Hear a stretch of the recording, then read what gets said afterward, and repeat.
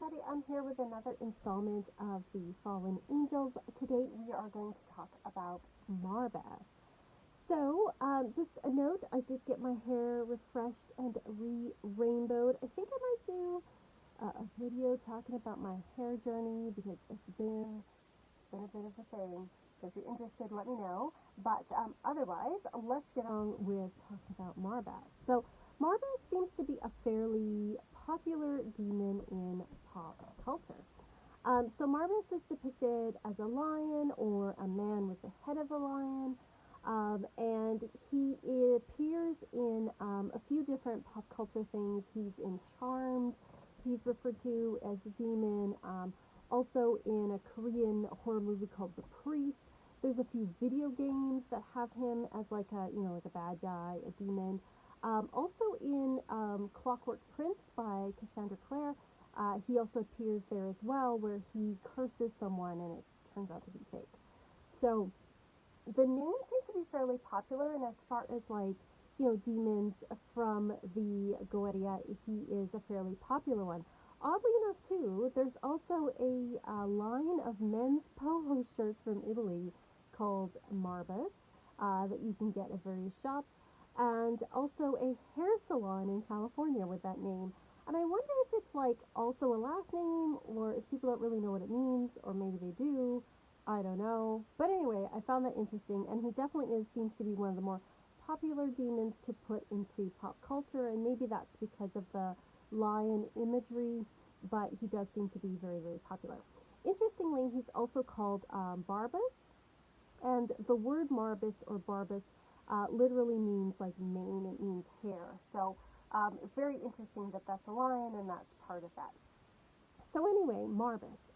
Marbas is just like with many of these fallen angels, they're considered to have certain powers, certain gifts. And with him, the one that seems consistent across the different resources I looked at is that he's able to see the causes behind illness. So he can cause illness, but he can also cure it. And part of that is because he knows the causes, the root causes behind them. He's also a shapeshifter. He can appear as a man, although when he appears as a man, apparently there's a golden glow around his head, much like the mane of the lion. He's considered a president in hell. In there, what you have to understand is in the medieval kind of categorization, they gave them different ranks, and he's the president, so to speak. I've also found connections with the jinn. So the jinn, we call them genies in English language, but they're sort of these spirits from the Arabian Peninsula and the Middle Eastern area that are quite tricky. Some of them are malevolent, some of them are neutral, and some are more benevolent.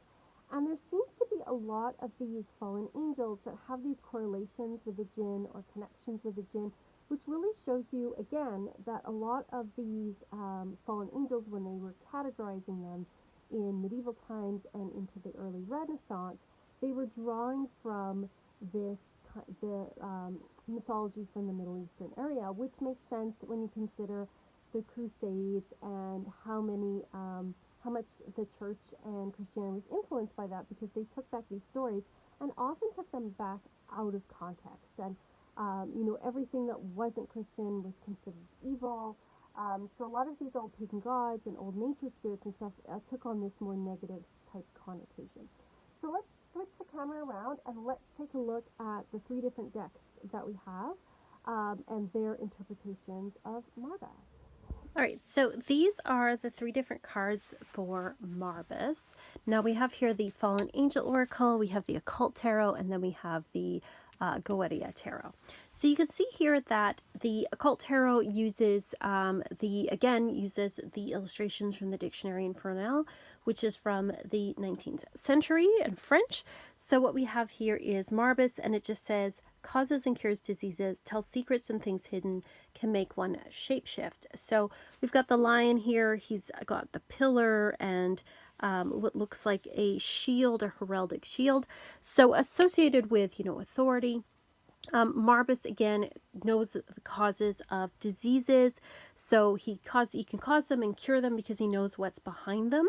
It also references him as a shapeshifter, and in this particular deck, it associates it with the Ten of Wands.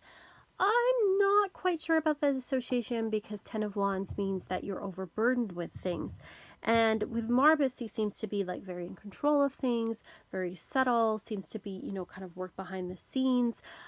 So I don't really know about that particular correlation. Side note, I did have did see a post online where someone asked about having this as their first oracle or as their first tarot deck. No, do not get this as first tarot deck. Quite frankly, I would not use this as a tarot deck because it doesn't really, the meanings don't really have anything to do with actual tarot. Total side note. Next, we have the Fallen Angel Oracle. We have Marbas here, and it's about discovery. There's a lion here. They've got a lion in the foreground here. We've got the moon up here. It's a really nice card. Definitely has that reference there with the lion. And I really like the interpretation in this particular book. I think that this deck is really well done. If you want to work with these spirits, I think that this deck is a great one to go to.